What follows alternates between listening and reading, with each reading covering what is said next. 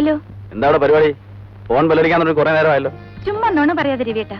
ആകെ 2 ബെല്ലടിച്ചു. മൂന്നാമത്തെ ഞാൻ എടുക്കുകയും ചെയ്തു. താനവിടെ എന്താ ചെയ്യുന്നേ? ഒന്നും മിണ്ടാനും പറയാനും കൂടെ ഇവിടെ ആരുമില്ല. ആകെ ബോറടി. നല്ല ഭാര്യമാരൊക്കെ അങ്ങനാ. പകല് കാര്യമായിട്ട് പണിയൊന്നും കാണുകയില്ല. പിന്നെ രാത്രി നല്ല വാക്കൊന്നും നന്നാക്കിന്ന് വരത്തില്ലേ? അത് പിന്നെ നല്ല കാര്യമല്ലേ? അല്ല പിന്നെ അതോട്ടെ, ഞാനിന്ന് 5 മണിക്ക് അവിടെ വരും. നോണ. അതേടോ, നമ്മൾ രണ്ടുപേരും കൂടെ ഇന്ന് യേശുദാസിന്റെ ഗാനമേള കേൾക്കാൻ പോകുന്നു. ഇപ്പൊ തന്നെ 4:30 ആയല്ലോ. നേരാണോ രവിയേട്ടാ? ഭർത്താവിനെ വിശ്വസിക്കൂ കുട്ടി.